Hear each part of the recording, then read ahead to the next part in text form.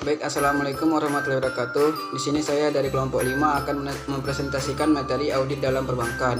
Dalam pelaksanaan audit, auditor harus melakukan pengumpulan bukti. Langkah yang ditempuh oleh auditor dalam rangka memperoleh bukti disebut prosedur audit. Jadi, prosedur audit akan memberikan petunjuk atau perintah kepada tim audit mengenai apa yang harus dilaksanakan dalam rangka mencapai tujuan audit.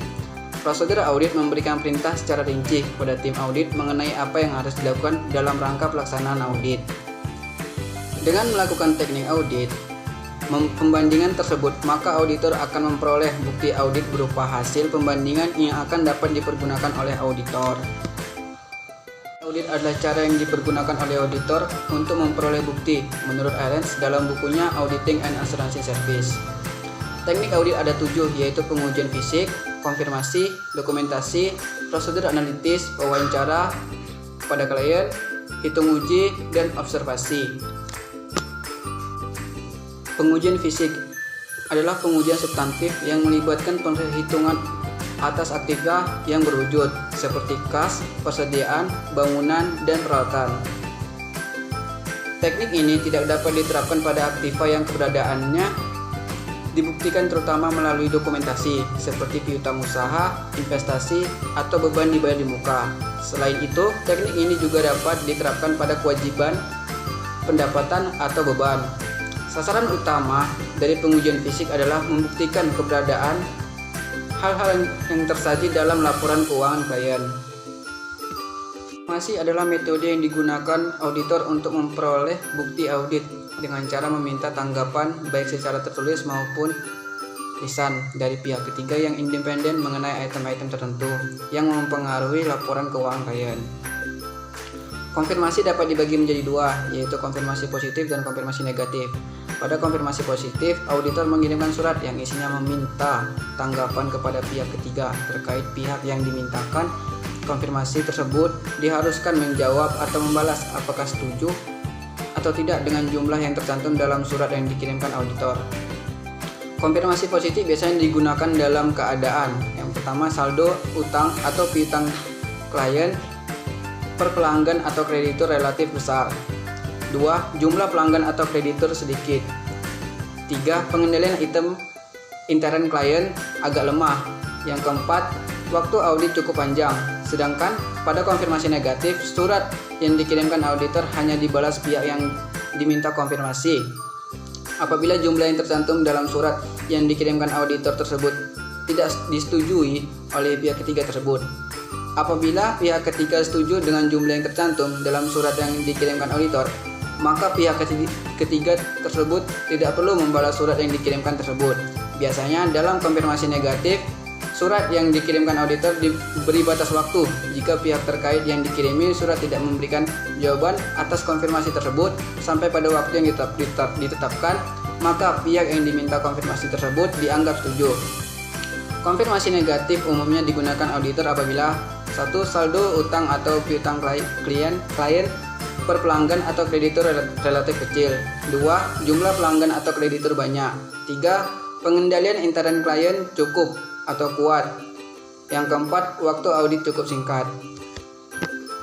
Dokumentasi adalah metode pengumpulan bukti audit yang dilakukan oleh auditor dengan cara menguji berbagai dokumen dengan catatan klien untuk mendukung informasi yang tersaji atau seharusnya tersaji dalam laporan keuangan.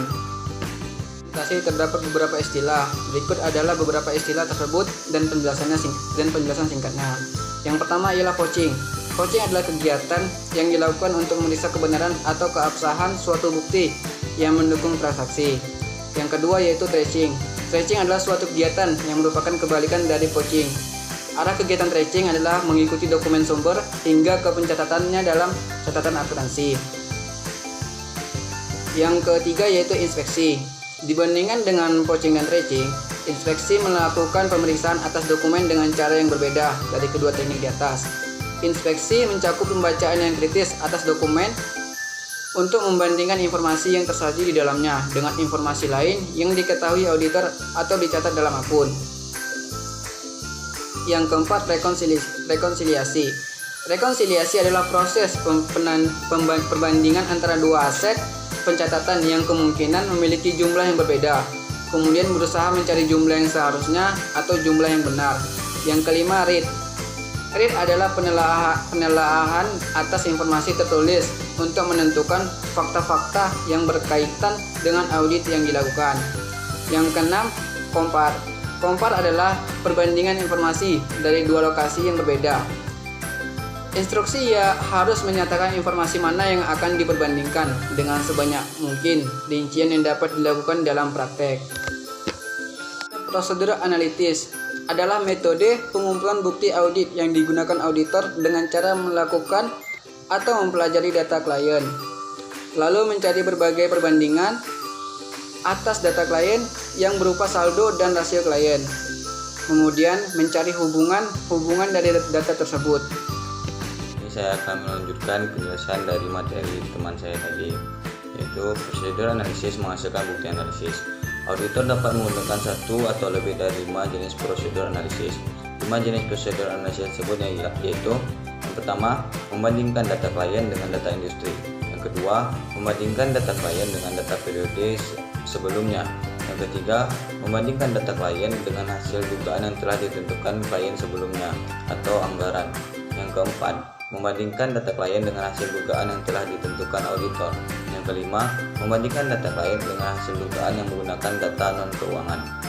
Prosedur analisis bisa digunakan auditor untuk menilai kelayakan data. Selain itu, prosedur analisis juga dapat digunakan untuk memahami industri dan bisnis klien, menilai kemampuan keberlanjutan bisnis entitas, menunjukkan munculnya kemungkinan kesalahan pengujian dalam laporan keuangan, serta mengurangi pengujian audit rincian. Ialah wawancara kepada klien atau inquiries of the deadline. Wawancara adalah metode pengumpulan bukti audit yang melibatkan pertanyaan baik lisan maupun tulisan oleh auditor.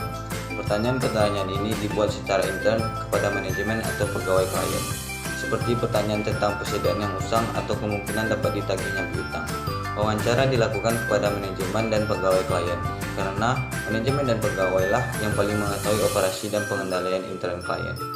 Informasi yang diperoleh auditor dari wawancara kepada klien memiliki keandalan yang terbatas, karena informasi ini diperoleh dari pihak internal klien. Walaupun demikian, informasi ini merupakan titik awal dari pelaksanaan teknik audit lainnya. Pada umumnya, jawaban atas wawancara diperkuat dengan kinerja atau teknik lainnya. Akan tetapi, pelaksanaan audit akan lebih efisien jika auditor mencermati jawaban atas wawancara daripada mencari jawaban secara independen melalui sesuatu pemeriksaan tidak langsung atas bukti terperinci. Ialah hitung uji atau re-performance. Hitung uji adalah metode pengumpulan bukti audit di mana auditor melakukan proses pengulangan aktivitas klien. Kemudian hasil yang diperoleh auditor dari pengulangan aktivitas tersebut dibandingkan dengan hasil yang diperoleh oleh klien untuk mendapatkan bukti audit. Pada hitung uji, terdapat istilah vote. Vote merupakan perhitungan kolom angka-angka untuk menentukan apakah nilai totalnya sama dengan nilai yang diperoleh klien. Contoh penerapannya adalah melakukan voting atas nilai-nilai dalam buku jurnal penjualan untuk periode selama 1 bulan dan membandingkan semua total nilai yang terdapat dalam buku jurnal penjualan tersebut dengan nilai yang terdapat dalam buku besar.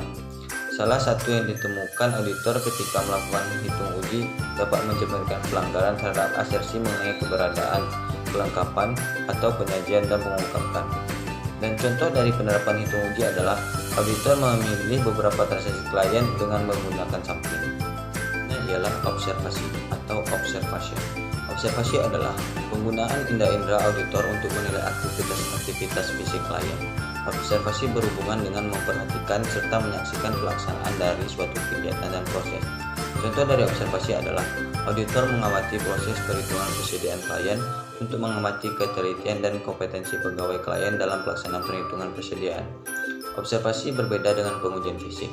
Pengujian fisik melibatkan penghitungan atas aktivitas tertentu, sedangkan observasi difokuskan pada aktivitas klien untuk mengetahui siapa mereka atau bagaimana dan kapan mereka melakukannya.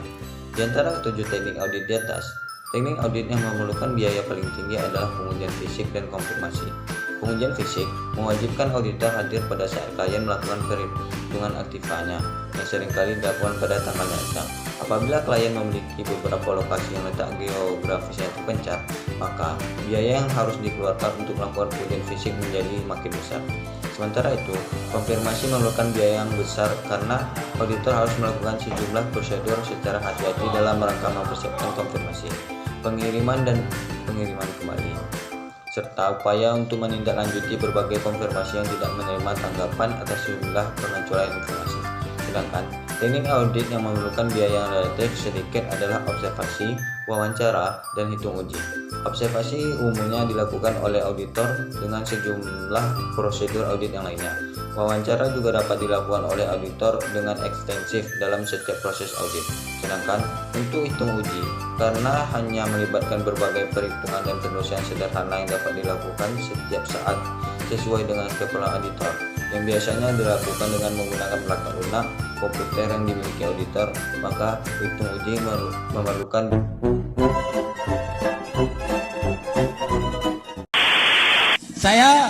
Wassalamualaikum bro.